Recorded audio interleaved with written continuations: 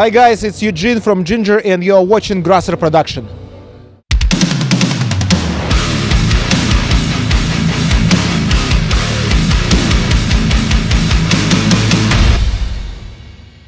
Once again, welcome to Grasser Production. My name is Christina.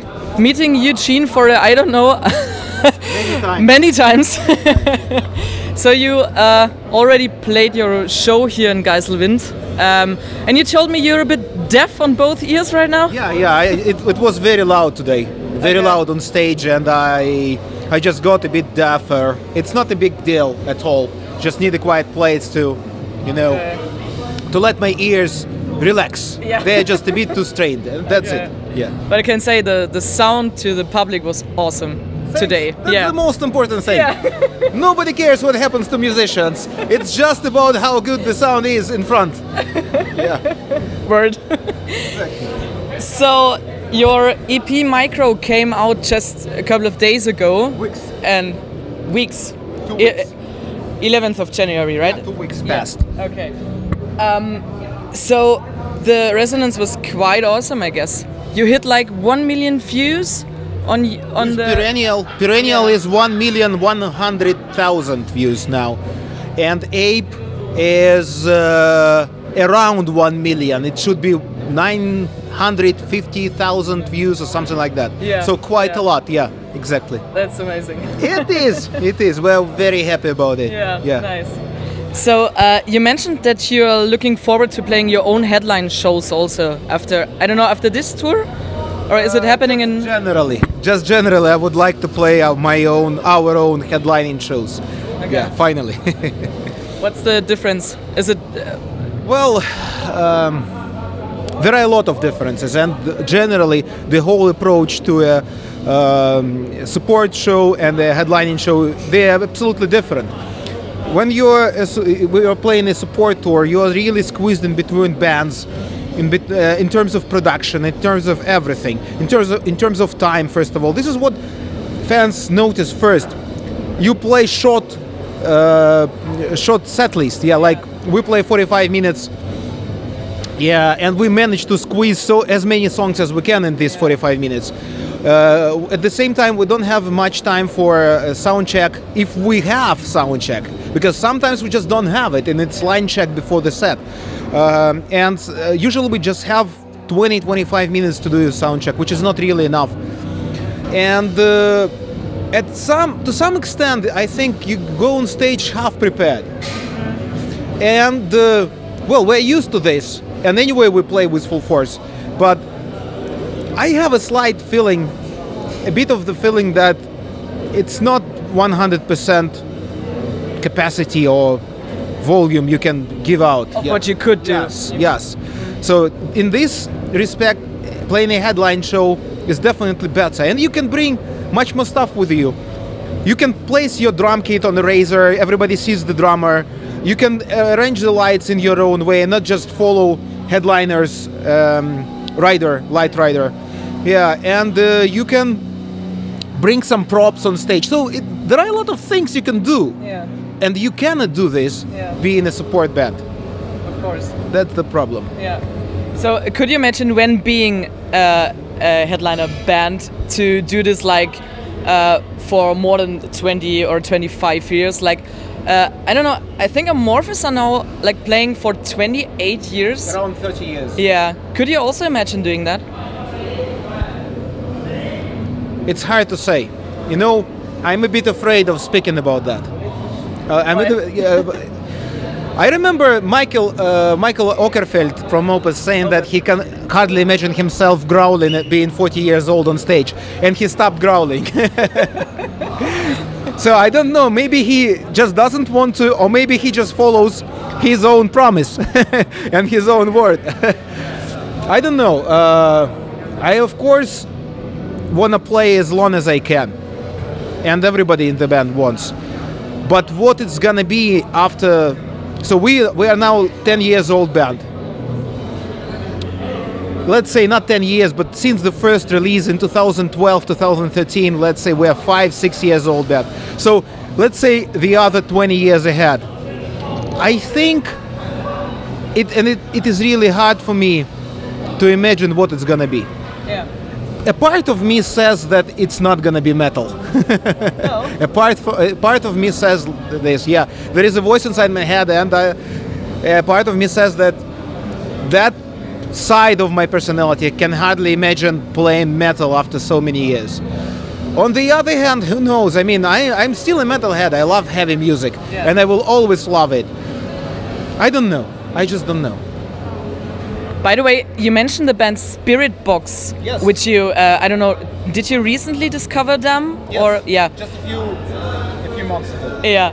Is it a coincidence that they also have a song called Perennial? Complete coincidence. Yeah. I had no idea about that. I just started listening to them, and I saw Perennial. And by that time, we didn't have even a video for Perennial, but we of course had it on the EP. It was recorded.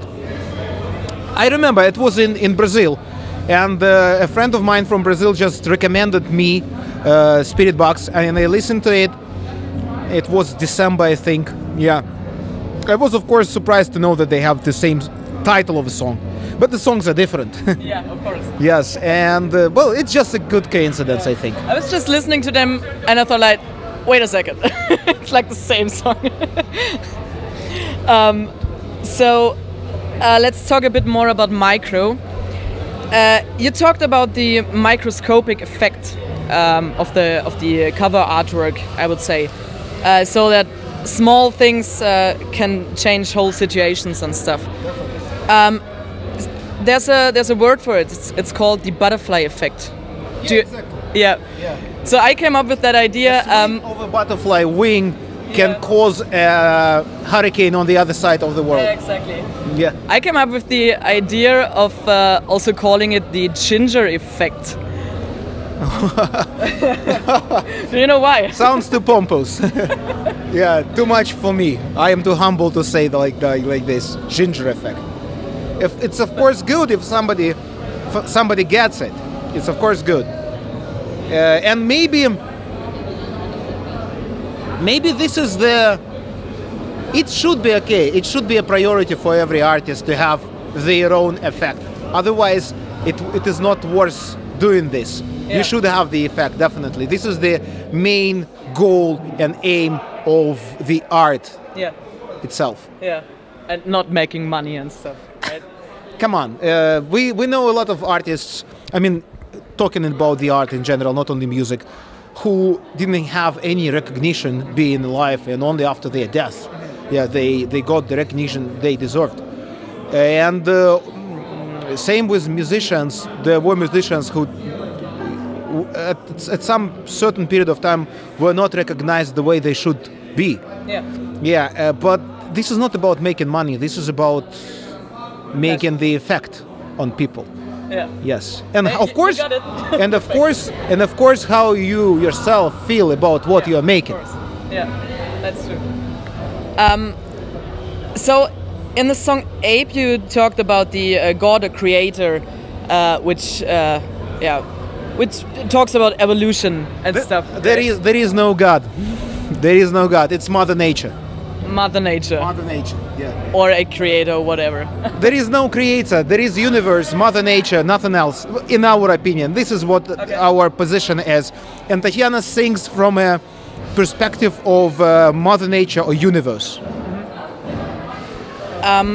So I came up with that idea. What about nature and what we are doing to it? What do you think? Is the music industry? What about the waste problem there? I mean, when like touring and stuff, I think there's so much waste used by bands.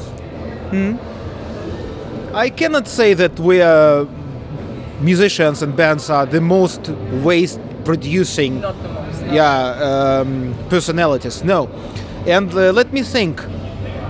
I can hardly think about producing much waste. First of all, we do not unpack many things daily. No. I use same set of batteries, for example, for 2-3 shows at least. And I do not throw my batteries away. I just keep them. Because they are half charged anyway. I can use them at home.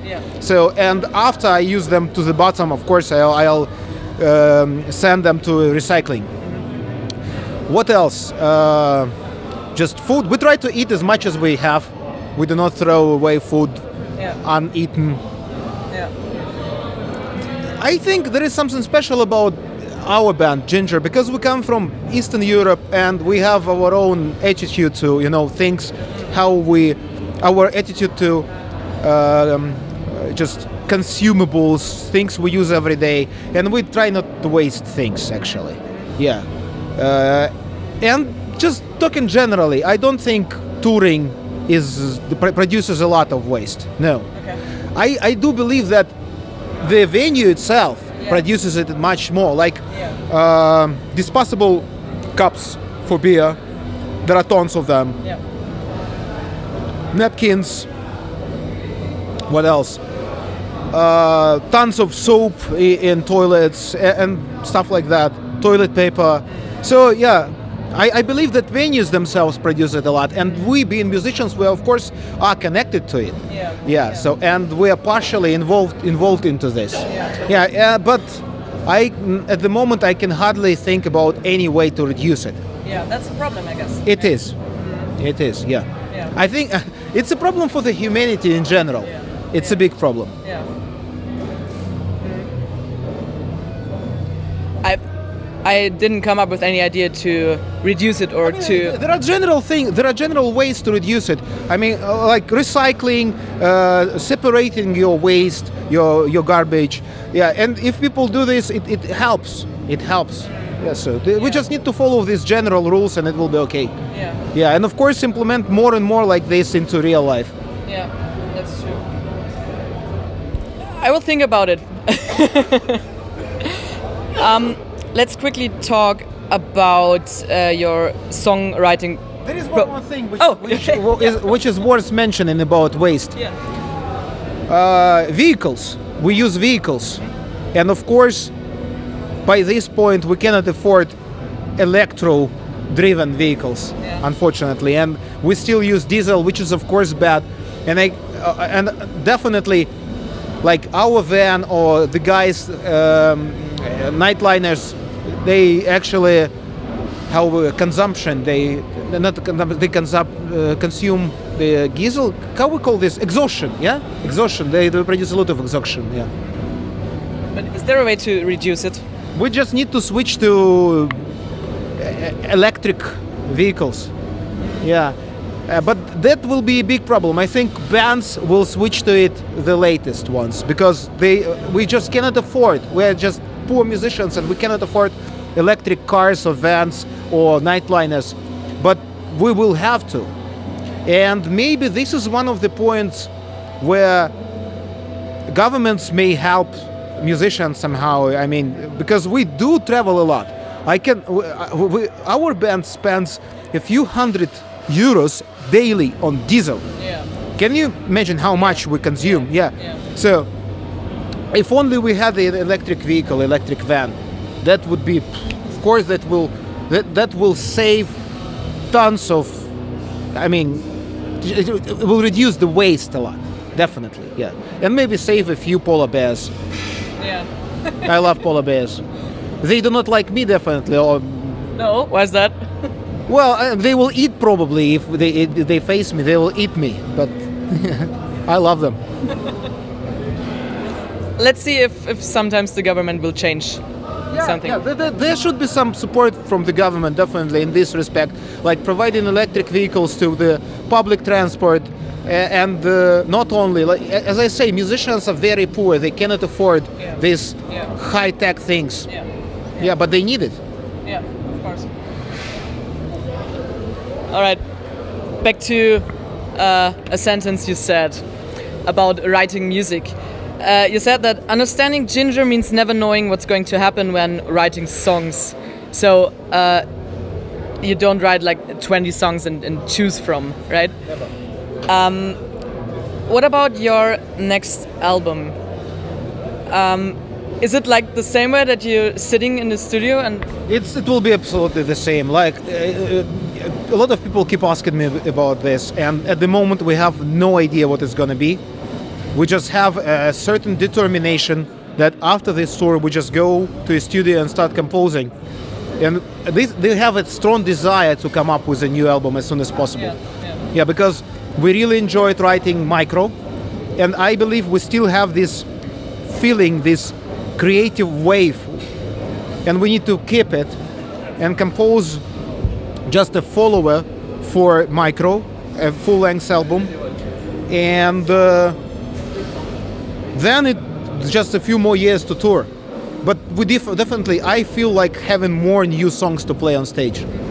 Yeah, because like almost every day playing the same, mainly not the same set list, but you know what I mean. Set list doesn't change on tour.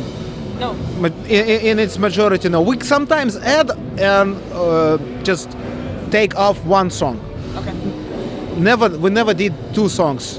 Yeah, we never did with two songs. Set list more or less the same, but from tour to tour, it will be fun just to change it. Yeah, and by this time, it's great that we have these 4 live songs, which from Micro, which we play live. Yeah. But talking about the other songs, I'm a bit tired of them. Because King of Everything was out 2 years, almost 3 years ago. So and it's time to give those songs a bit of rest. Yeah. And make people hungry for those songs. Again. Yeah, I would love not to play it at least for half a year. The whole King of Everything album, nothing out of there, and make people hungry for those songs again. Yeah, I can understand that, of course. Yeah. We are very stoked to hear new stuff from you. Thanks. And Thanks a lot.